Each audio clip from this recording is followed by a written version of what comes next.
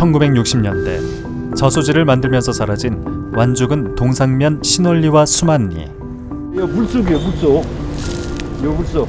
손가락 바로 끝까지 좀 물속.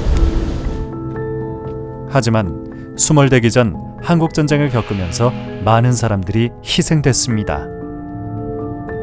나오라고 해가지고서는 그 앞에 그 논이 있거든요. 그 논에다 세워놓고서는 그냥 집단 됐었어. 거동이 불편해 마을에 남아있던 할머니 할아버지와 어린아이들까지 희생됐는데요. 요 또랑 여기서 숨어 있다가 돌아가셨는데 그냥 그 덜망하다 그냥. 마을은 수장돼도 역사는 수장될 수 없습니다. 완죽은 동상면 민간인 희생 사건을 들여다봅니다.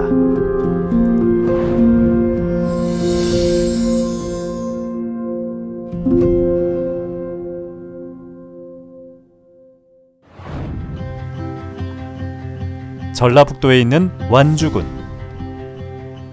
3개의 읍과 10개의 면으로 이루어져 있는데요. 전라북도 중간에 위치하고 있습니다.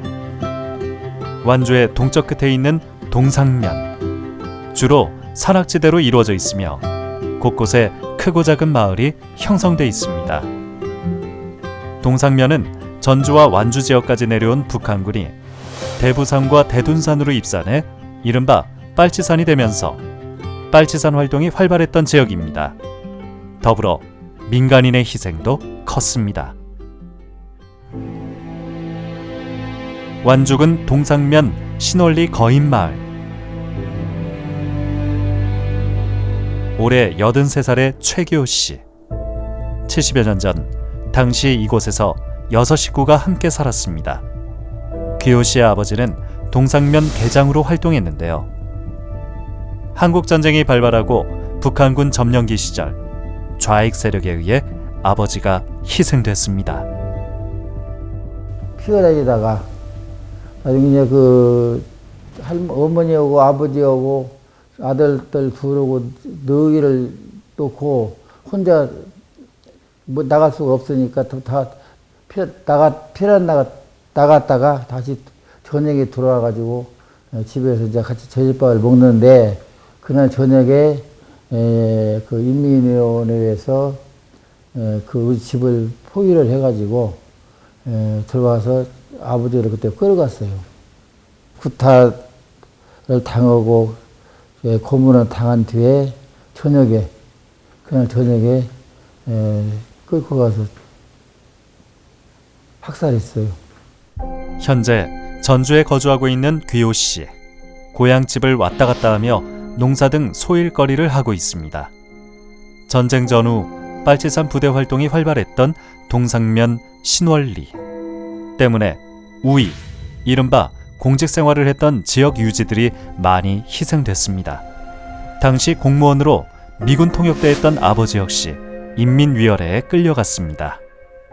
우리 할아버지를 그 인민위에서 오라고 해가지고 조사를 하는 거예요. 그러니까 우리 할아버지가 하는 얘기가 그 사상이라는 것은 부자 형제가 더 다른 것인데 우리 우리 아들은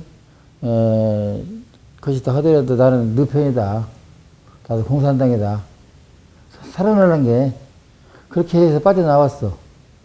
그러고 나서 도저히 살 수가 없으니까 그냥 그 다음 날 우리 가족들 그 사람들은 안 들키게 몰리 해서 고산으로 그 빠져나와가지고 전주로 마량으로 가서 이사 가서 거기서 살게 됐죠.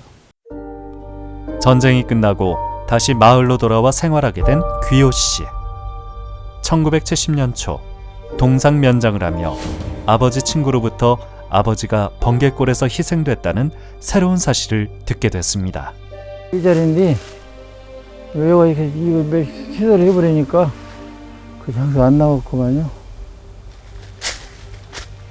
어목한 시절 빨갱이로 오해받을까 무서워 아버지 이야기를 꽁꽁 숨기며 살아왔습니다. 20여 년이란 긴 세월이 흐른 뒤 아버지 시신이 묻힌 자리를 알게 된 규호 씨. 번개골을 3일 동안 살핀 뒤에야 유해를 찾아 선산에 모실 수 있었습니다. 이렇게 있는데, 그, 이 아래 이가 보이더라고요. 이가 하얀에 보이더라고. 그래서 내가 거기를 보고, 이제 그 제끼 보니까 아래 택이요. 근데 그 이빨이 있는 옆에 앞니가 이게 좀 벌어지고 이렇게 있더라고. 그래서 이제 우리 유삼촌한테 연락을 해가지고 얘기했더니, 와서 오셔가지고 같이 보더니, 그게 아버지 같다, 야. 이가 그 아버지 이빨 같다. 그렇게 해가지고, 예, 그 파암에, 그거를 파보니까, 예, 거기는 없지요. 거기 야채 버렸어. 그리고 다리, 이자 한쪽이 다 없어. 다, 사거버리가 소골대버리가 없고, 한쪽만 이렇게 있더라고. 다리는. 근데 거기가 검정 고무신 한 짝만 있어요. 근데 아버지가 발을 다쳐가지고 한 짝, 신발 신고 다녔으니까. 그래서 이제 아버지가 맞다고 해야지, 그때, 옮겼어요. 그래서 이 동네 뒤에, 우리 산인데, 선산인데, 거다가 옮겨가지고 이장했죠. 동상면 신월리에서 10여 킬로 정도 떨어져 있는 완죽은 고산면. 9.28 수복이 된 후 완주 지역에도 토벌이 시작됐는데요. 군경 토벌 때는 고산면에 본부를 두고 동상면 일대에 토벌 작전을 펼쳤습니다. 동상면은 빨치산 활동이 활발했던 지역인 만큼 토벌 과정도 치열하게 진행됐습니다. 동상면 신월리 일대는 전쟁이 끝난 후 안정화되는데도 오랜 시간이 걸렸는데요. 1954년에 지서가 들어오고 1년 뒤 면사무소가 들어온 후에야 치안이 회복됐습니다. 1960년대 동상저수지가 생기면서 당시 동상면 소재지였던 신월리 원심마을은 흔적도 없이 사라졌습니다. 하지만 이곳은 70년 전 한국전쟁 시기에 많은 지역민들이 고초를 겪었던 곳입니다. 빨치산 활동이 활발했던 만큼 지역 유지들이나 우익 인사들의 피해도 많았고 토벌 때 역시 토벌하는데 많은 어려움이 있었습니다. 동상면 신월리 원심마을. 마을이 수몰되면서 대부분의 주민들이 떠나고 일부만 남아 현재 원심마을을 이루고 있습니다. 원심마을과 인근 마촌마을에서 나고 자란 김현중, 심옥수 씨 부부. 결혼 후에도 이곳에 자리 잡아 생활하고 있는데요. 이들은 한국전쟁기의 모진 세월을 견뎌왔습니다. 특히 70여 년 전 동상면장으로 활동했던 김현중 씨 아버지는 북한군 점령기 시절 좌익 세력에게 희생됐는데요. 현중 씨는 그날의 기억이 아직도 생생합니다. 그날 저녁에 이제 입건이 되고 그 이튿날 돌아가셨다고 그러더라고요. 그래서 제가 그 아침에 밥을 가지고 갔었어요. 그 분주소로 갔더니 그 주동자 그 분주소 그분이 그러시더라고요. 너 아버지 전주로 넘어갔다고. 근데 알고 보니까 다 그날 죽였다고 그러더라고요. 그날 새벽에 다 죽였다고. 그래서 그 분주소에 가보니까는 아무도 없고, 한 사람 그 유치장에 갇혀 있더라고요. 그 앞에는 신발도 놓여 있고, 혁띠 같은 것도 있고.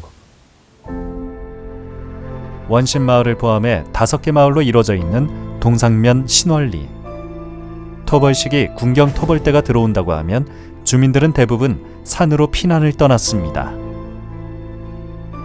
국군 토벌대의 동상면 지역 내 토벌 작전은 1950년 11월경부터 시작됐습니다. 당시 신월리 마촌마을에 살았던 심옥수 씨. 언니의 어린 아이들을 돌보느라 옥수 씨는 마을에 남아 있었습니다. 군인들 왔다 가면 이제 나갔는데 그때가 나갈 적은 군인들이 이제 우리 군인들이 여기를 막 토벌 들어왔었는 게 비고 막 그냥 막 총을 댐서 막 이 찌까는 애기들 기다 쏴 죽이는 신용을 하면서 내가 생각할 적에는 금방 쏴서 죽는 것 같아. 그러니까 살리지요, 살리지요, 그랬어요. 이렇게 하면서 아유 살리지요. 우리 엄마랑 우리 아버지랑은 우리 오빠가 들어갔어요. 막 하고 울었지 이제 막. 그런 게 할머니들, 할아버지들인가랑 동네 사람이 많았어요. 그렇게 그냥 막 잡히 나갔어 군인들한테. 1951년 4월 25일경 국군 토벌 때는 마을에 남아있던 거동이 불편한 노인과 어린아이들 60여 명을 끌고 가 동상초등학교에 구금했습니다. 이후 구금된 사람들을 모두 동상초등학교 앞에 있는 논으로 끌고 가 총살했는데요. 군인들은 희생자들의 숫자를 상부에 보고하기 위해 시신의 귀를 칼로 베어갔다고 합니다.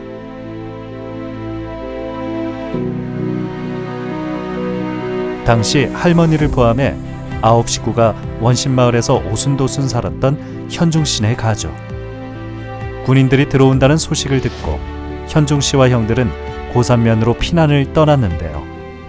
피난을 가지 않고 마을에 남아있었던 할머니와 어린 동생들도 끔찍하게 희생됐습니다. 김홍기라고 그분이 그러더라고요. 또 바로 그 옆에 가서 밭이 있었어요. 그 밭에다가 묻었다고 그러더라고요. 그래서 그 장소를 가르쳐 주더라고요. 그래서 파보니까 전부 이렇게 쭉 뉘어가지고 우리 할머니 아들들까지 우리 손자들까지 그렇게 쭉 뉘어서 거기다 묻어놨더라고요. 그래서 그때만 해도 뭐 어떻게 할 수 없고 우리 할머니만 옮기고 다른 데로 옮기고 그 우리 때 동생들은 전부 화장시켰지요. 한국 전쟁이 발발한 직후 좌익 세력에게 아버지를 잃은 현중 씨. 그 아픔이 1년도 채 지나지 않아 이제는 군인들에게 할머니와 어린 동생들을 잃었습니다. 피난 갔다가 3년 만에 고향으로 돌아온 그는 마을에 남아있던 노인과 어린아이들이 잔인한 방법으로 희생됐다는 소식을 들었습니다. 진화인은 희생자 중 14명의 신원을 확인했습니다. 한 분이 살아있었어요. 한 분이 그 성판용 씨라고 그분이 이 총을 쏠 때 이렇게 쓰러져 있었대요. 쓰러져서 총을 어디 맞기는 맞았는데 귀를 쓸어가더래요. 귀를 쓸어가서 이제 있다가 나중에 이제 살아가지고 이 큰골이라는 데 가서 이제 그 집 자녀들이 피난하고 있었는데 왔더래요. 그거 와가지고서는 그렇게 이제 군인들이 귀를 쓸어갔다고 그러면서 피를 많이 흘리기 때문에 그냥 며칠 안 있다 돌아가셨다고 그러더라고요. 그런 말도 들었어요. 이게 그러니까 이제 그 숫자를 파악하기 위해서 귀를 잘라간 모양이요. 이제 죽여놓고. 1960년대 저수지를 만들면서 저수지 상류에 위치한 동상면 수만리 단지동 마을 역시 수몰됐습니다. 당시 단지동 마을은 60여 가구가 살던 꽤 큰 마을이었는데요. 현재 보이는 다리를 사이에 두고 크고 작은 집들이 옹기종기 자리 잡고 있었습니다. 단지동 마을에서도 피난을 가지 않고 남아있던 사람들이 희생됐습니다. 당시 13살이었던 이완순 씨. 수만리 단지동 마을에서 9 식구와 함께 농사를 지으며 살고 있었습니다. 여기는 좀 대깔 있었고 저 산 밑에가 다 있었고 우리 집들은 저 큰 바 위에 이쪽 바위 있잖아. 거기가 우리 집터고 바위가 높아요. 그 바위 밑에서도 살고 우리는 그 위에 살고. 마을은 흔적도 없이 사라졌지만 그때 당시의 기억은 또렷합니다. 국군 토벌대가 들어온다는 소식에 마을 사람들은 황급히 짐을 싸서 산으로 떠났고 완순 씨 아버지와 오빠 역시 몸을 숨겼습니다. 완순 씨 또한 어머니와 어린 동생 셋을 데리고 고산면으로 피난을 갔습니다. 이 부랑민들은 무슨 게 이제 구인들이 다 사람을 죽인다고 무슨 게 저 산으로 다 원일 날 부른다면 그냥 산으로 다 피난하는 거요. 피난 다 산쪽 저 숲속으로 가서 다 숨어 있다가 이제 군인들 가면 또 나와갖고 이제 밥이 먹고 이제 또 며칠 날 군인들 온다 하면 또 보따리 싸갖고 또 저 막 숲속으로 가 산으로 가 숨는 거요.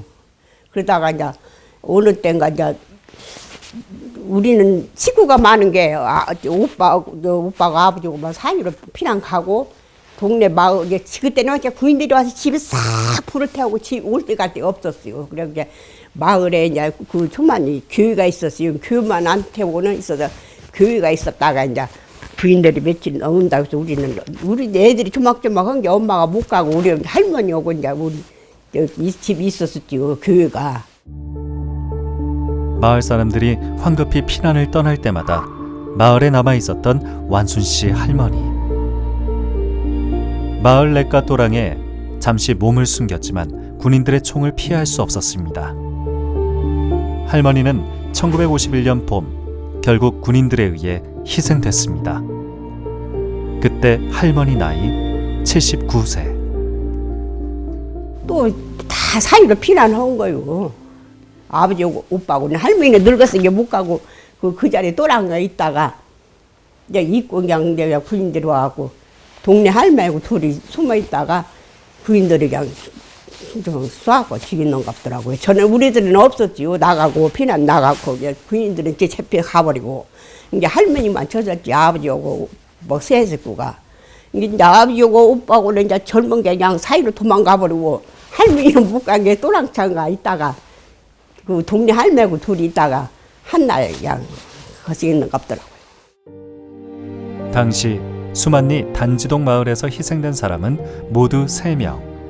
이들은 피난 가기 어려워 마을에 남아 있었던 7, 80대 노인들이었습니다. 희생당한 사람들은 길가에 돌무덤으로 감회장됐습니다.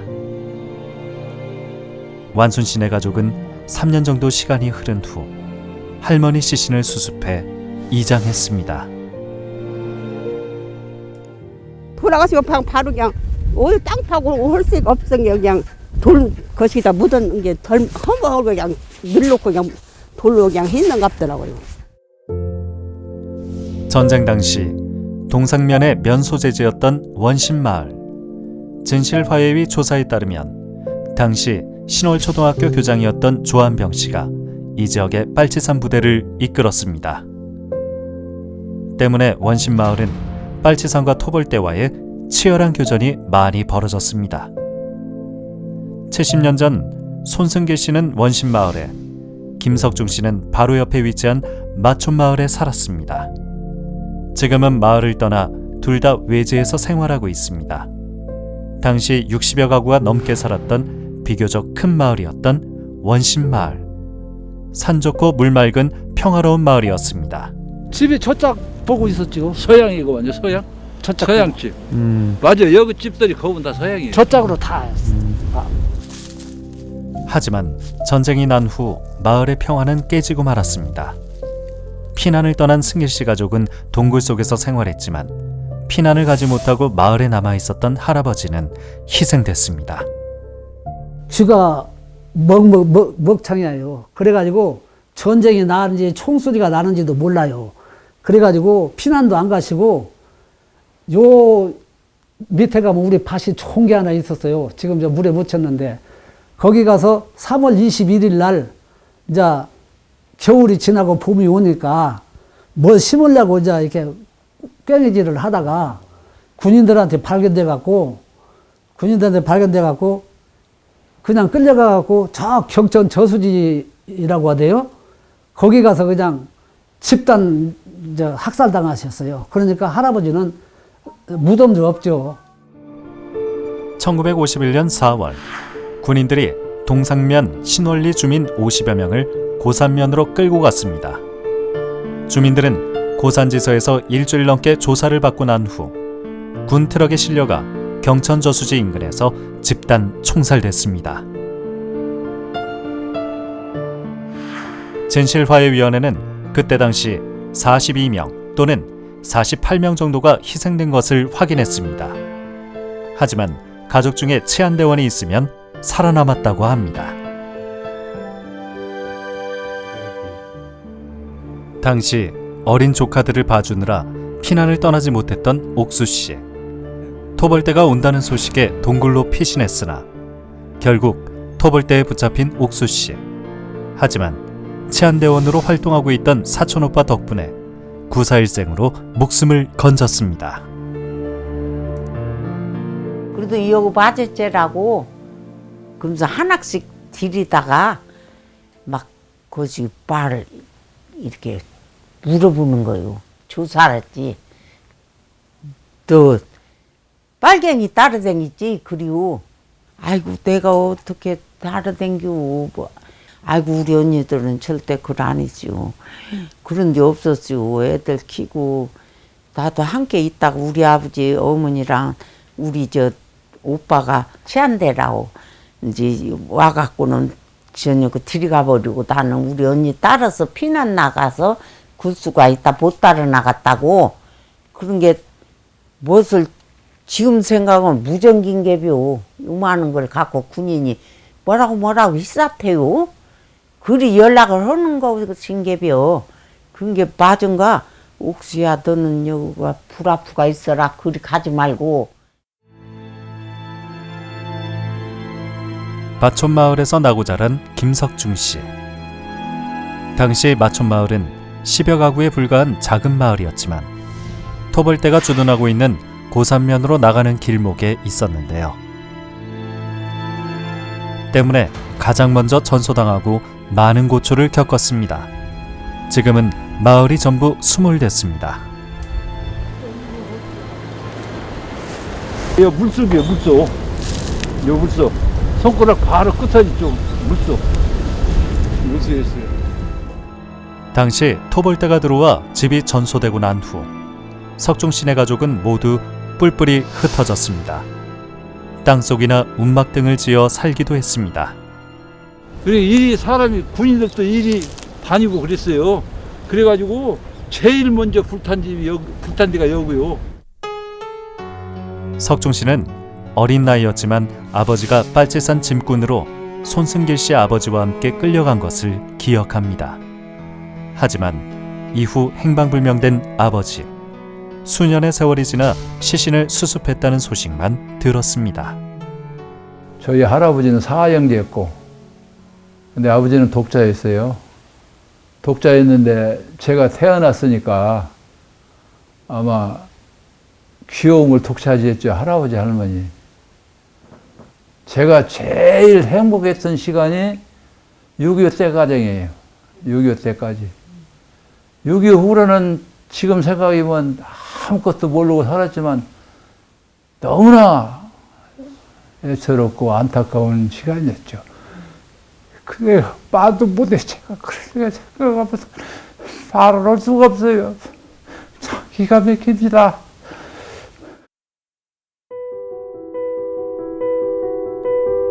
제작진은 김석중 씨와 손승길 씨 아버지를 총살한 가해자에 대한 새로운 단서를 이번 취재를 통해 알아냈습니다.